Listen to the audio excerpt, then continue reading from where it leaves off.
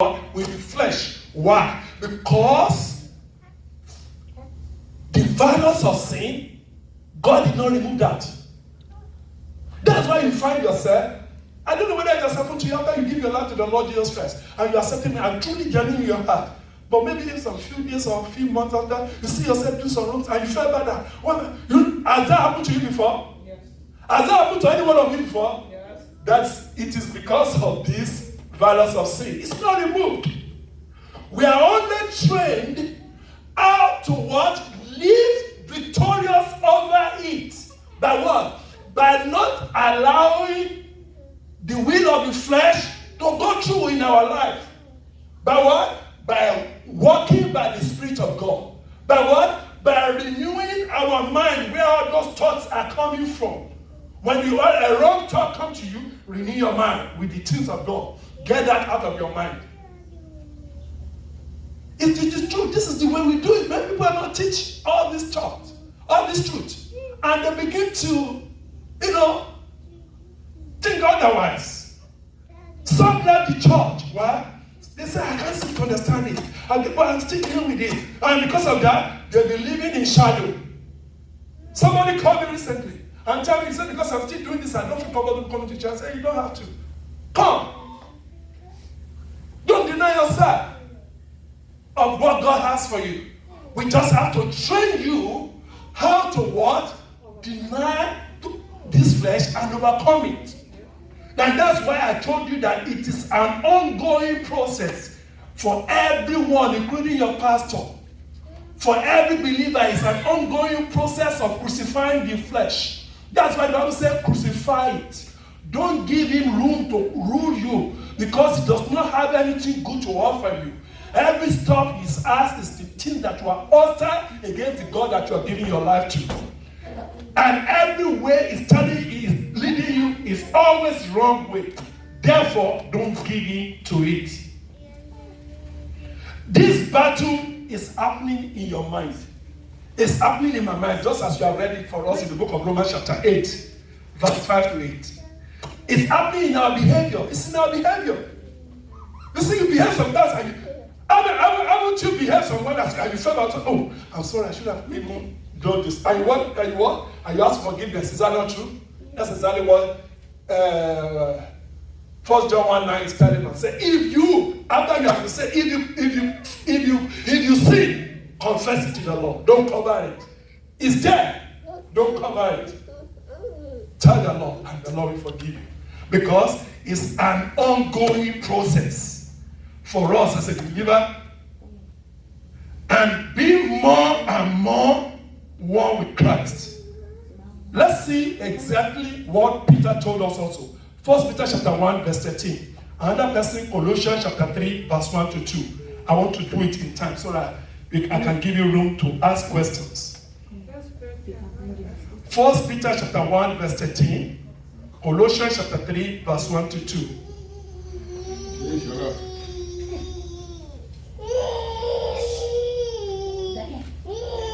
First Peter 1:13, Colossians 3, 1 to 2. Yes, ma'am. Where are you hearing that? This is the way we deal with it. This is the process by which you overcome the flesh. Yes, ma'am. Be sober. Yes. And hope to the end for the grace. That is it. That is to be brought unto you. Yes. As the revelation of Jesus Christ. That is it. This is our duty, our responsibility in what?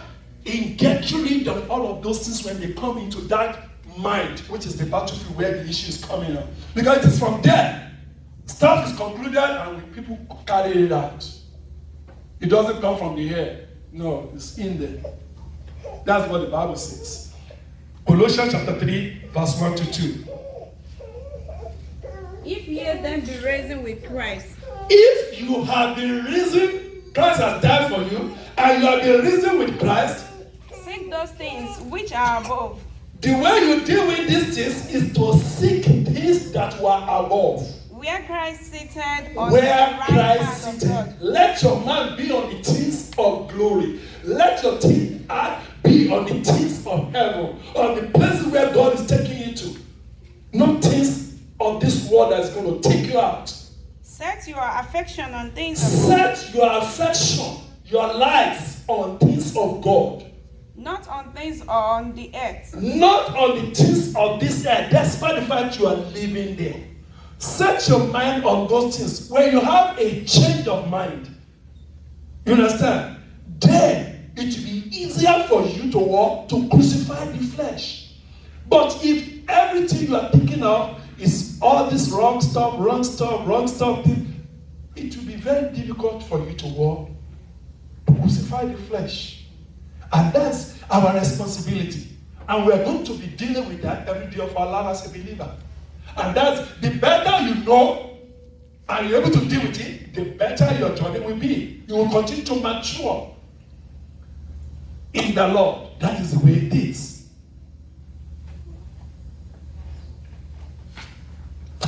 Christ has defeated sin. And that's our position in Christ, which I was sharing with us last week. The moment you have accepted Jesus as your Lord and personal Savior, look at me. Heaven is guaranteed for you. The moment you have accepted Jesus Christ as your Lord and personal Savior, truly and genuinely, your heaven is secured and is sealed. Nobody can break that seal. It is God who sealed it. The Bible have already told us in the book of Ephesians 1:8. He said, you are sealed to the day of redemption, to the day we're going to take you out of here. But before he take you out of here, you're still going to be dealing with all these sin viruses, which you are seeing every day, which I'm seeing every day. People teach you stuff, you see what they're going on through in your life, they will not tell you. I don't want to be a pastor like that. I want to explain these things to you so you understand how to walk. It's that some people don't understand, you understand, or they don't feel comfortable telling you that they are dealing with some stuff in their life. Some, it might be their anger. Some, it might be offense. And they're telling you it's not there. Where does the offense come from? Peter was found in what? Hypocrisy. Yes. A leader of the what? Of the apostles. After he has been saved. Then that tells you what Paul told us last week. That the stuff he was dealing with. And he said, he changed his focus and said, this is not me. This is who I am in Christ. It is the flesh in me that is influencing me to do this, but this is not who I am. Who I am is what Christ has made of me. You understand? It changes focus. The same way you and I. And the way we need to deal with these things, renew your mind. Renew your mind as you have been told in this place. Peter told, renew your mind. Wrong thought will come. Wrong thought will come. Get it out of your mind. No, renew your mind. Evil thoughts will come. Renew your mind. Renew your mind as many times as possible. Renew your mind. Get it out of you. Remind yourself of things of God. You understand? It's a continuous thing. It's a continuous process, and I want you to know that. And I want to tell you something. Christ has defeated sin. But he has not abolished it yet. That's why we still have to deal with all these things. The only thing Christ dealt with, he did not allow sin to take us to hellfire. That's what he did on the cross. That sin can no longer take these people to hellfire. But sin can still make us ugly. In the way, that's the reason why each time you sin, you are uncomfortable. Is that not true? That is it. Each time you come see you are uncomfortable, you are not, you hear what David says, if you are having iniquity in me, the Lord will know what? You will not be uncomfortable. You will be just like our children. They say, hey, the children are always say, mommy. The moment they know they do wrong thing, you see them hiding. I say, what happened? It is then you know they must have done something they're not supposed to do. That will still be happening to a believer. Why? Because of the sin virus that is still. Christ did not remove it. He only put to death the work of the flesh, which want to take man to hellfire. He took care of that. But the daily fight of sin virus, he did not remove it. It's there. And that's why you and I deal with every day. You have to renew your mind. You have to train yourself to renew your mind. walk by the Spirit of God. Because both the will of that flesh and the Spirit, they'll be drawing you. There's going to be a drawing between. And I want you to understand this. He has defeated it in that it does not bear the fruit of eternal death. That's what I'm trying to tell you. The fruit of eternal death that sin could have given to mankind, God removed that. And that's the reason why your salvation is secured and it is guaranteed. Not because of what you have done, no. It's because of what Christ has done. And that's exactly the message I shared with you on Sunday. That how to know that you are born again. It is because of what Christ has done. That's exactly what it's telling us. In the life of a believer, he has weakened its power, the power of sin, causing us to be able to overcome it by the power of Christ within us. And he has what? Overthrown his rule over our life. Christ has overthrown that. That's what he did by putting sin to death. Christ defeats sin. He did not remove the sin. He does not remove it. He does not remove the influence of sin. The influence of sin is still with us. There is still a war, which I've already read. He said, you remember James said, where does this war come from? James 1. Read it again. James 1, 13 to 15. He told us about that war. Read it again. Whoever finds it, we can read it again. James 1, 13 through 15. Yes.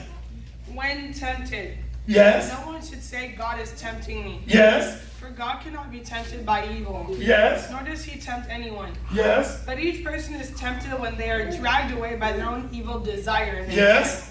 then after desire has conceived, it gives birth to sin. And sin, when it's full grown, gives birth to death. Chapter 4. The same James chapter 4, verse 1 to 2. My brother, hold on. Chapter 4. Chapter 4, verse 1 to 2. What causes fights and quarrels among you? Where does this war come from? He said, where does this war come from? Don't they come from your desires that battle within you? Is it not from your flesh? He's telling them. He's telling believers, not unbelievers. He's telling them, this war, where does it come from? Is it not from the flesh? When you want to do what you want to follow the will of the flesh, and this problem comes. You desire but do not have. Yes. So you kill. Yes. You covet but you cannot get what you want. Yes. So you quarrel and fight. Is that not the unruly part of us, which is the flesh? You do not have because you do not ask God. Thank you. What am I trying to tell you is the fact that there is still a war to be fought between the flesh and the spirit. You need to know that. And it is an ongoing process. It doesn't stop. Okay, since last Wednesday, since we study here, have you not dealt with some stuff? Yes. That is it. That is really, you can see. It's better for you to understand all these things. It is an ongoing process to keep putting to death the will of the flesh and its desire.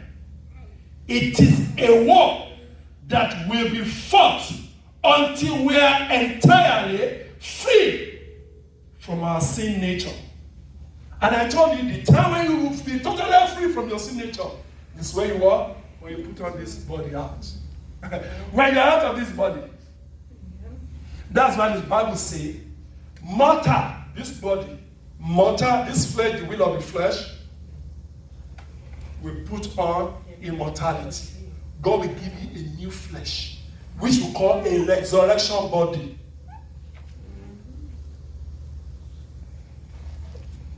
When we meet him, it's going to be with a resurrection body, not with this body again, because of the same virus.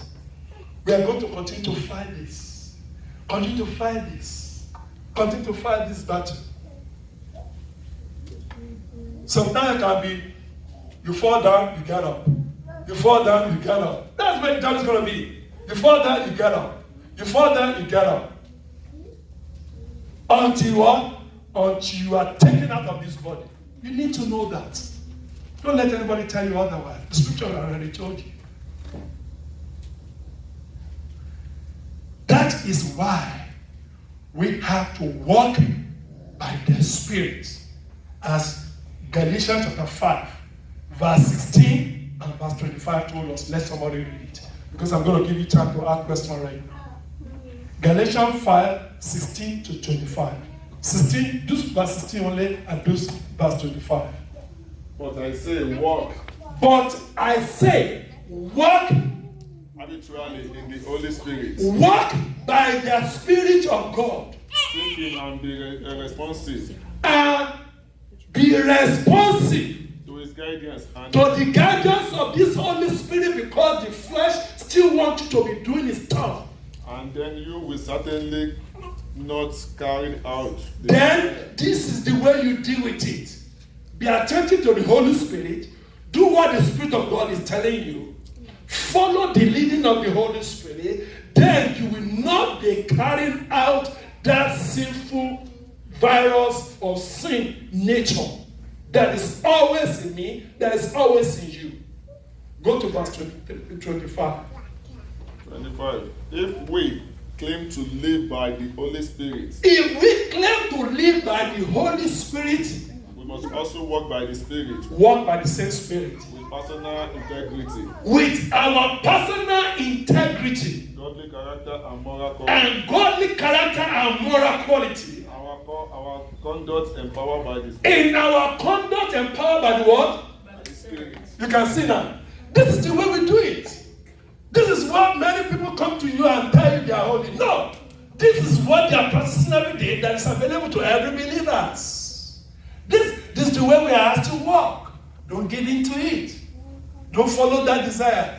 Listen to the word of the Lord. Do exactly what the word of God says. Don't do the will of that your flesh. Because you already understand that it doesn't have any good for me and for you. That is it. Walk by the Spirit is the process by which we walk. We put to death the will of that flesh. The Lord didn't want us to live by the will of the flesh, despite the fact He is there. He does not want us to walk, to live by that. Paul doesn't live by that. He's just telling you, this happened to my life as well. What kind? It happens once in a while, just like it's happening in your life. He said, by the way, I focus on Christ who has died for me. And He's telling us, we walk by the Spirit. How do we walk by the Spirit? I told you last week. And I explained to you how to walk by the Spirit. Do you remember what I told you? And let me explain it again.